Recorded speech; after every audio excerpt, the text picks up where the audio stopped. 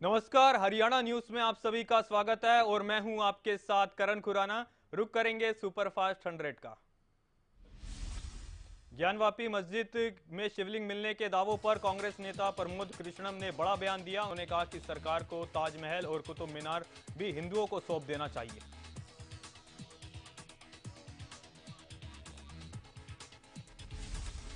प्रमोद कृष्णम ने कहा, ज्ञानवापी का मुद्दा आस्था और भारत की जन भावनाओं से जुड़ा है, लेकिन सवाल है कि शिवलिंग को अब तक क्यों छिपाया गया।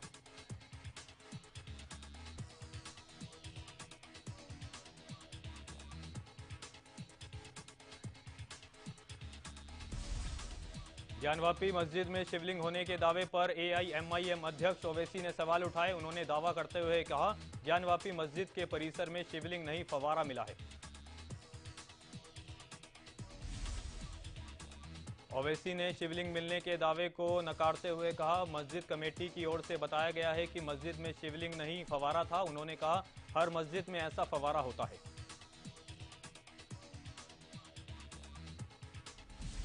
ज्ञानवापी विवाद को लेकर हरियाणा के गृह मंत्री अनिल विज ने बड़ा बयान दिया। अनिल विज ने कहा, ज्ञानवापी कोई उर्दू, अरबी या फारसी शब्द नहीं है, ये एक हिंदी का शब्द है। अनिल विज ने कहा, ज्ञानवापी शब्द को देखकर लगता है कि ये एक हिंदू मंदिर रहा होगा। वहीं इस दौरान अनिल विज ने ओवैसी और केजरीवाल पर भी निशाना साधा।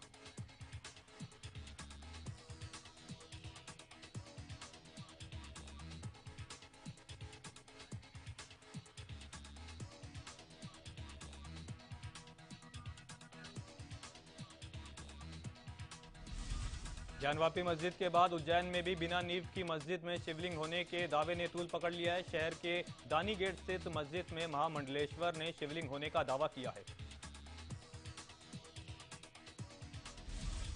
महामंडलेश्वर ने प्रशासन से मस्जिद की वीडियोग्राफी और फोटोग्राफी कर उसका सर्वे करने की मांग की। इसके मद्देनजर अब शहर के धार्मिक स्थानों पर बड़ी संख्या में पुलिस बल तैनात कर दिया गया है।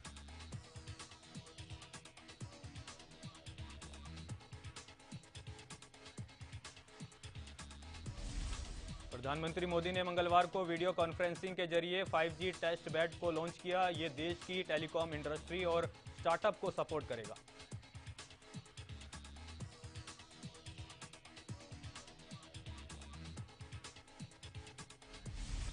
प्रधानमंत्री मोदी ने कहा, आने वाले 15 सालों में 5G से भारतीय अर्थव्यवस्था को $450 मिलियन का फायदा होने वाला है। ये 6G के जरिए टास्क फोर्स का काम कर रही है।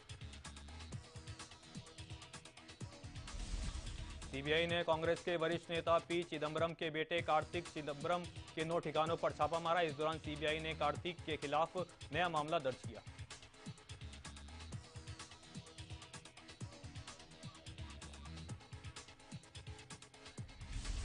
कार्ति चिदम्बरम के खिलाफ 250 चीनी नागरिकों को वीजा दिलवाने के लिए कथित तौर पर 50 लाख रुपए की रिश्वत लेने का आरोप है। उनके चेन्नई, दिल्ली और मुंबई समेत 9 ठिकानों पर तलाश की गई। चारधाम यात्रा में मौसम की मार की वजह से अब तक 41 श्रद्धालुओं की मौत हो चुकी है। सबसे ज्यादा मौत केदारनाथ यात्रा के दौरान हुई। इस दौरान 15 यात्रियों ने अपनी जान गंवाई। यमुनोत्री में 14, बद्रीनाथ में 8 और गंगोत्री में 4 श्रद्धालुओं की मौत हो चुकी है। बताया जा रहा है कि श्रद्धालुओं की मौत हाई ब्लड प्रेशर और पहाड़ियों पर चढ़ने संबंधित बीमारियों से हुई है।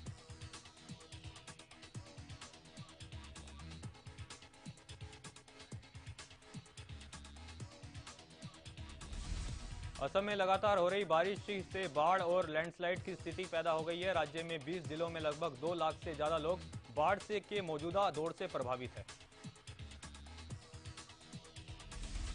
बाढ़ के चलते असम में 2 और अरुणाचल प्रदेश में 5 लोगों की मौत हो चुकी है। लगातार बारिश से आम जीवन पूरी तरह से अस्त व्यस्त हो चुका है।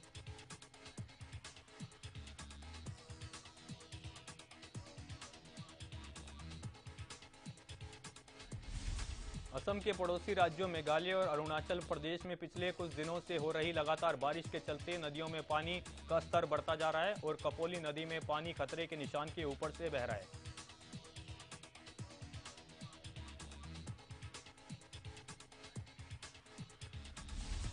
रूस और यूक्रेन के बीच चल रही जंग अभी भी जारी है। युद्ध में यूक्रेन के कई शहर खंडर में तब्दील हो चुके हैं, लेकिन बावजूद इसके दोनों में से कोई भी देश झुकने को तैयार नहीं है।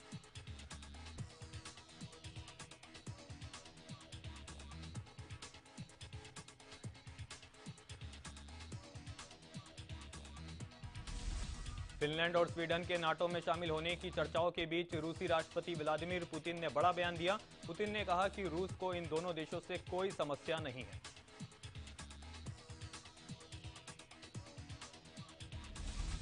यूक्रेनी सैनिकों का एक वीडियो सोशल मीडिया पर वायरल हो रहा है, जिसमें यूक्रेनी सैनिक रूसी सीमा पर खड़े हैं और अपने प्रेसिडेंट को बोल रहे हैं कि हम यहां पहुंच गए हैं।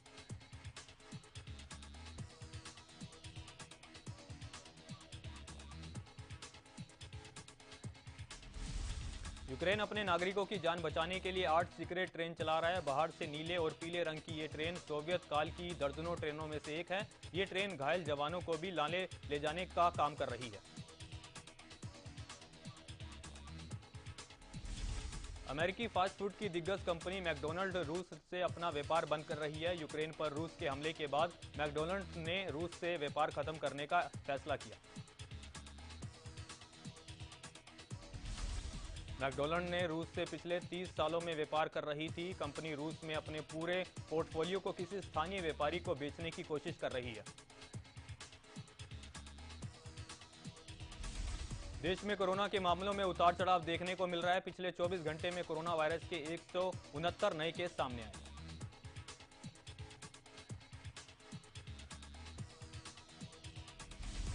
कोरोना संक्रमण से बीते दिन 19 लोगों की मौत हुई, जबकि 2400 से ज्यादा लोग ठीक भी हुए। कोरोना संक्रमण के नए मामलों की पुष्टि के बाद देश में अब कुल 16,000 से ज्यादा एक्टिव केस हैं।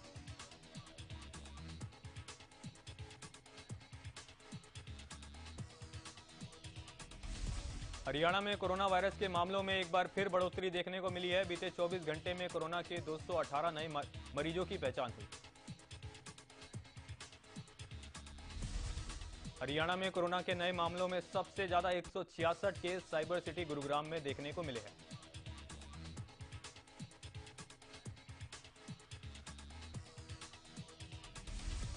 पिछले 24 घंटे में 428 कोरोना मरीज रिकवर होकर घर भी लौटे हैं। बीते एक दिन में 24,000 से ज्यादा लोगों को कोरोना वैक्सीन की पहली और दूसरी डोज लगाई गई।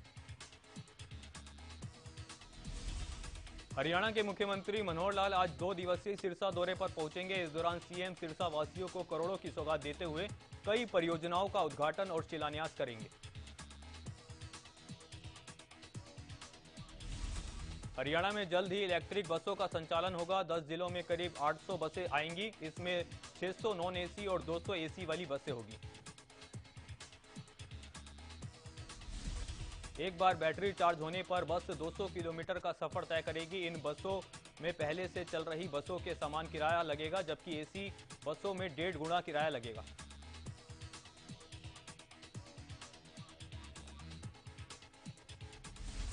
रोडवेज अधिकारियों के अनुसार एक बस की लंबाई 12 मीटर होगी। इसमें 50 प्लस सीटें होगी। ये बस एक बार चार्ज होने पर करीब 200 किलोमीटर का सफर तय करेगी।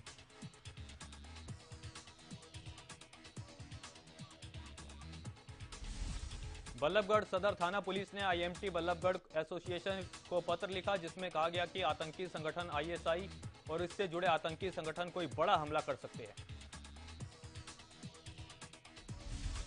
सभी औद्योगिक संगठनों को पत्र लिखकर संदिग्ध हो पर नजर बनाने और तत्काल पुलिस को सूचना देने को कहा गया, ताकि समय पर रहते हुए एक्शन लिया जा सके।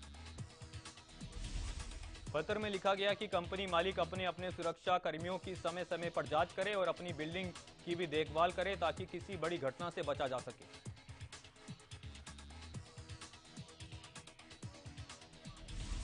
सरकार के आदेश के अनुसार मंडियों में गेहूं की खरीद शुरू हो चुकी है। वही आदेश के बाद बल्लभगढ़ के किसान गेहूं को लेकर मंडियों में पहुंचना भी शुरू हो गए हैं। मंडियों में व्यवस्थाएं सुचारू रूप से चालू है। पीने का पानी, वाटर कूलर और साफ सफाई जैसी तमाम व्यवस्थाएं मंडी में की गई है। हालांकि अभी तक मंडी में इक्का दुक्का किसान ही अपनी फसल लेकर पहुंचे हैं। मार्केट कमेटी सेक्रेटरी ने कहा, सरकार ने गेहूं की खरीद को लेकर समय सीमा बढ़ाई है, जिससे किसानों को काफी फायदा होगा और वो अपना अनाज मंडी में लेकर आएंगे।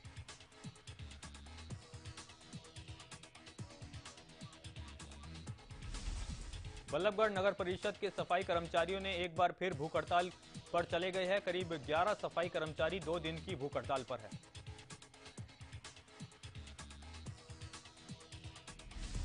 नगर पालिका सफाई कर्मचारी संघ के नेता ने कहा, अगर उनकी मांगे नहीं मानी जाती तो वो पूरे प्रदेश में 23 और 24 मई को हड़ताल पर रहेंगे।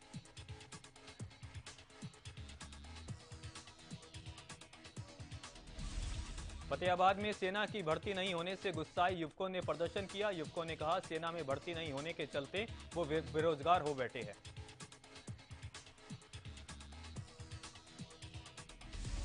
पृथला के दयालपुर गांव में तालाब और जोहड़ स्वच्छता अभियान की पोल खुल गई है। दरअसल बारिश के समय जोहड़ ओवरफ्लो होने के कारण आसपास की फसलों को बर्बाद कर देता है।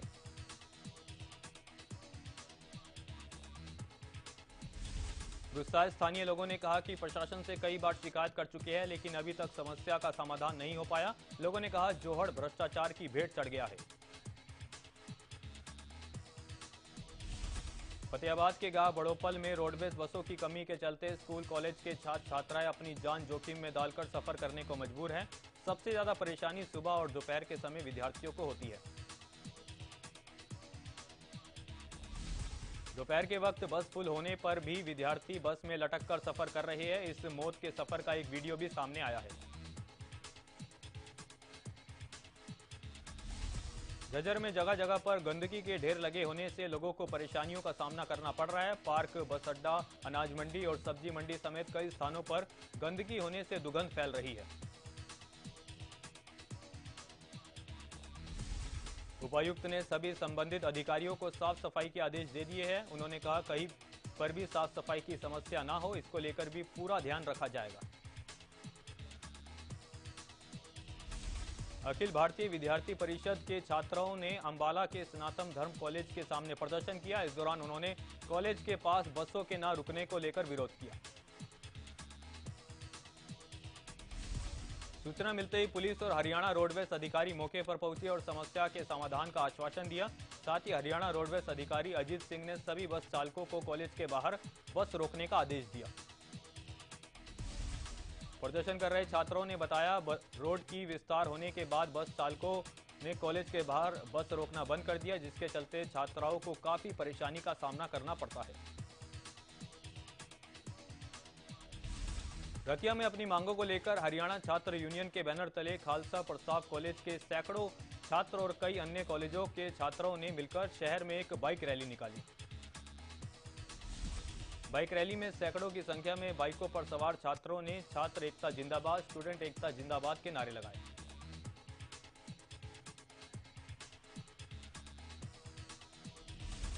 रैली के दौरान छात्रों ने सरकार के खिलाफ नारेबाजी कर प्रदर्शन किया और नौकरियों में धांधली, भर्ती प्रक्रिया में गड़बड़ी जैसे कई गंभीर आरोप लगाए। गोहाना में अवैध पार्किंग की समस्या से निपटने के लिए गोहाना नगर परिषद ने शहर में पार्किंग के लिए 12 स्थानों को चिन्हित किया है।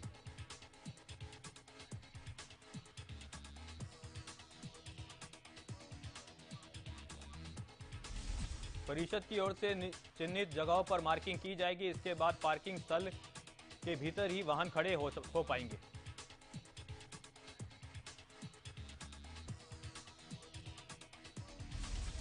फरीदाबाद नगर निगम के बहुचर्चित 200 करोड़ के घोटाले में विजिलेंस की टीम ने मुख्य आरोपी चीफ इंजीनियर डीआर भास्कर के साथ नगर निगम कार्यालय पहुंची। कार्यालय पहुंचकर टीम ने फाइलों की जांच की। वही आपको बता दें, बहुचर्चित 200 करोड़ के घोटाले में विजिलेंस के विभाग ने डीआर भास्कर को बीते दिनों ही गिरफ्तार किया था। विजिलेंस की टीम पहले इस मामले में ठेकेदार सतवीर को गिरफ्तार कर चुकी है, जिसके बयान के आधार पर डीआर भास्कर को भी गिरफ्तार किया गया था।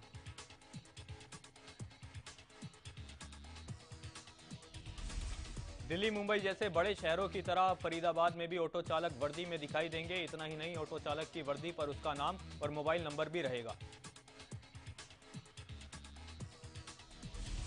हरियाणा में फरीदाबाद एकमात्र ऐसा जिला है जहां 50,000 से ज्यादा ऑटो चालक सड़कों पर दौड़ते हैं। फिलहाल पहले चरण में केवल 2,000 ऑटो चालक ही वर्दी में नजर आएंगे।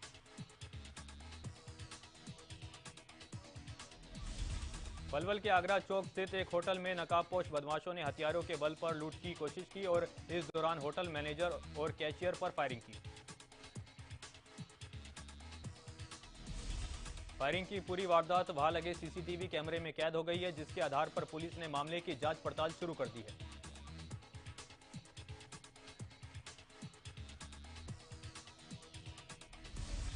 करणी सेना के राष्ट्रीय अध्यक्ष और बीजेपी के प्रदेश प्रवक्ता सुरजेपाल उम्मू को भारी भीड़ ने युवक में थप्पड़ जड़ दिया, जिसके बाद मौके पर ही भगदड़ मच गई।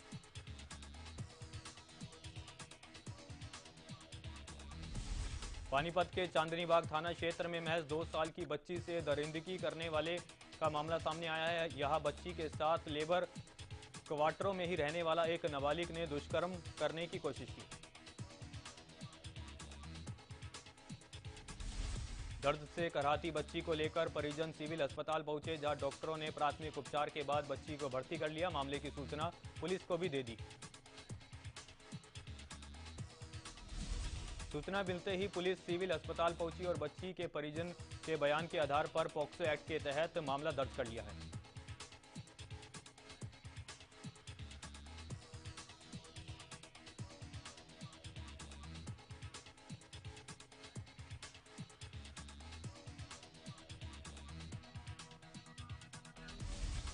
फरीदाबाद पुलिस से इंसाफ की गुहार लगाने के लिए बिना मां बाप की रेप पीड़िता दर दर भटक रही है। मामला दर्ज होने के 1 महीने बाद भी पुलिस आरोपी को गिरफ्तार नहीं कर पाई है। मामला बल्लभगढ़ के अग्रसन चौकी का है, जहां रेप पीड़िता की शिकायत पर मामला तो दर्ज कर लिया गया, लेकिन आरोपी अभी भी खुलेआम घूम रहा है।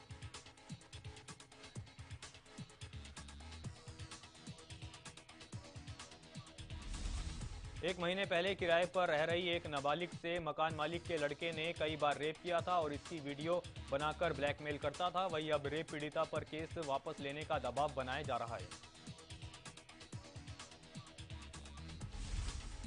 सोनीपत में समझौता नहीं करने पर दुष्कर्म पीड़िता को अगवा करने का मामला सामने आया है। आरोपी युवक ने परिवार की ओर से लगातार पीड़िता पर समझौता करने का दबाव डाला जा रहा था। महिला के पति ने आरोप लगाया, मुकदमा वापस नहीं लेने से उसको और उसकी पत्नी को जान से मारने की धमकी दी गई। आरोपी और उसके साथी कई बार उसके घर आकर धमकी दे चुके हैं। सदर थाना पुलिस ने अपहरण का मामला दर्ज कर लिया है। पुलिस मामले की जांच कर रही है। वहीं थाना प्रभारी ने जल्द ही आरोपियों की गिरफ्तारी का दावा किया है।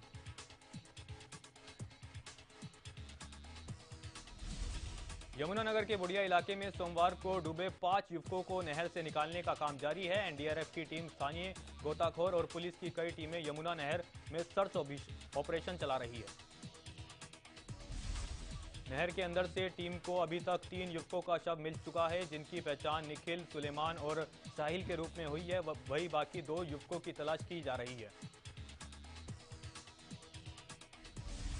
एनडीआरएफ की टीम ने इंचार्ज ने बताया, जैसे ही उनको जिला प्रशासन से घटना की सूचना मिली, उन्होंने यमुनानगर में आकर अपनी कार्रवाई शुरू कर दी।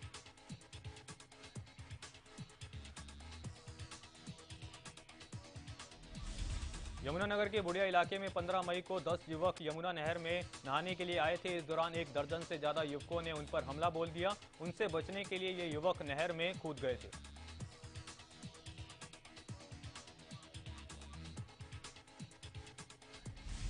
रेवाड़ी में दिल्ली जयपुर नेशनल हाईवे पर एक दर्दनाक सड़क हादसा हो गया। दरअसल सवारियों से भरी एक क्रूजर गाड़ी खड़े ट्रक से टकरा गई। हादसे में 2 महिलाओं समेत 5 लोगों की मौके पर ही मौत हो गई, जबकि 10 से ज्यादा लोग घायल हो गए। घायलों को अलग अलग अस्पताल में भर्ती कराया गया।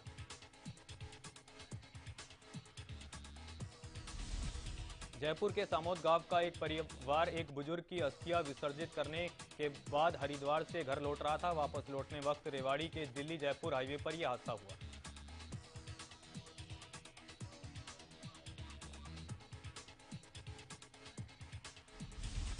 पानीपत में भी मंगलवार सुबह दर्दनाक हादसा हो गया। दरअसल मुरथल रोड पर रोडवेज की बस के इंजीनियर के एक छात्र को कुचल दिया, जिससे उसकी मौके पर ही मौत हो गई।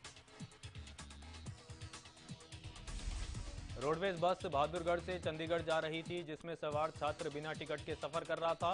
वहीं चेकिंग टीम को देखकर युवक ने चलती बस से छलांग लगा ली थी।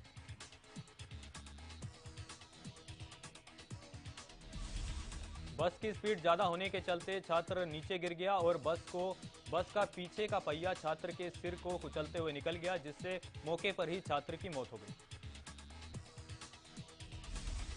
छात्र की दर्दनाक मौत की खबर मिलते ही पुलिस मौके पर पहुंची और शव को पोस्टमार्टम के लिए भेजा।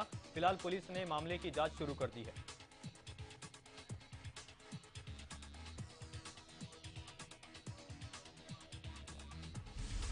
झज्जर की सब्जी मंडी के सामने मनी ट्रांसफर की दुकान चलाने वाले युवक की गोली मारकर हत्या कर दी गई। हमलावर बाइक पर सवार होकर आए थे। 3 से 4 की संख्या में बदमाश दुकान के पास पहुंचे और पीछे से एक के बाद एक फायर किए, जिसके चलते दुकानदार की मौके पर ही मौत हो गई।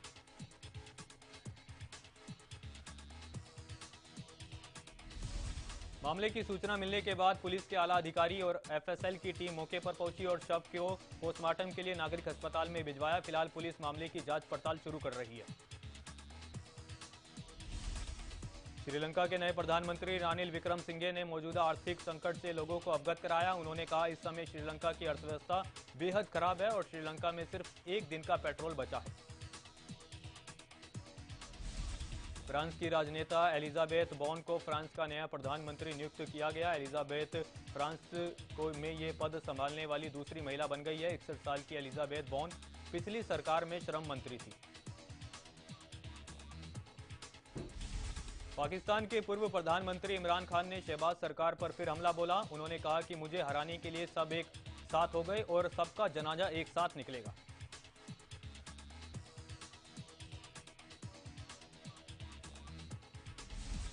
पाकिस्तान के कराची में एक बार फिर ब्लास्ट हुआ। यह एमए जिन्ना रोड पर मेमन मस्जिद के पास विस्फोट हुआ। इसमें एक महिला की मौत हो गई, जबकि 11 लोग बुरी तरह से घायल हो गए। कराची पुलिस के मुताबिक विस्फोट के लिए आईईडी का इस्तेमाल किया गया था। इस हमले में पुलिस पिकअप और कुछ दूसरे वाहन भी क्षतिग्रस्त हो गए। आसपास के इलाके को सील कर दिया गया है।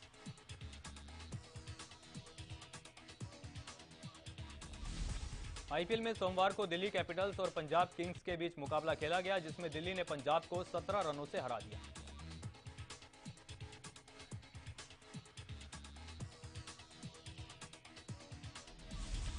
रॉयल चैलेंजर बेंगलोर के पूर्व कप्तान विराट कोहली ने वेट लिफ्टिंग की वीडियो सोशल मीडिया पर शेयर की। वीडियो के साथ विराट ने कैप्शन लिखा, नतीजे आपके हाथ में नहीं होते, लेकिन मेहनत और कोशिश आपके हाथ में रहती है।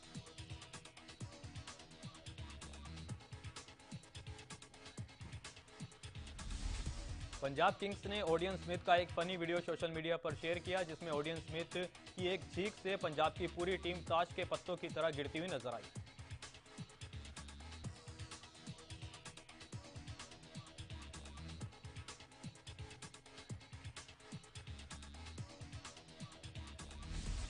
पूर्व भारतीय फुटबॉलर कप्तान भास्कर गांगुली ने सुप्रीम कोर्ट में अपील करते हुए कहा, उनके पैनल द्वारा तैयार किए गए संविधान को मान्यता दी जाए। साथ ही सुप्रीम कोर्ट अपनी निगरानी में अखिल भारतीय फुटबॉल महासंघ का चुनाव कराने का निर्देश जारी करे।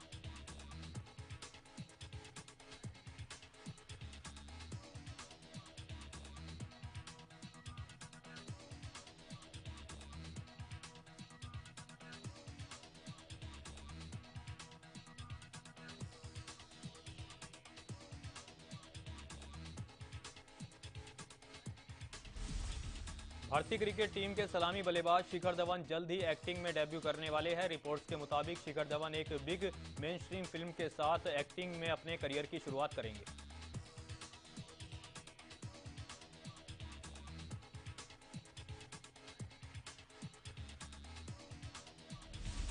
कॉमेडियन भारती सिंह के खिलाफ आईपीसी के सेक्शन 295A के तहत पुलिस ने एफआईआर दर्ज की है। भारती ने मुंह छोड़ दाढ़ी पर जोक मारा था, जिसके बाद सिख समुदाय के लोग उनसे नाराज हो गए थे।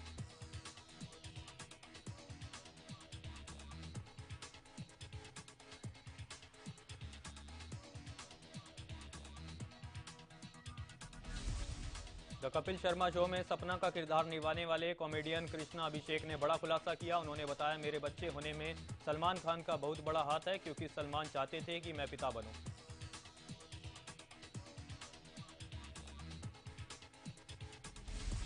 बॉलीवुड एक्ट्रेस नुसरत भरूचा 37 साल की हो चुकी है। इस मौके पर उन्हें फैंस ने जन्मदिन की बधाई दी। बता दें, नुसरत को उनकी फिल्म प्यार का पंचनामा के लिए जाना जाता है।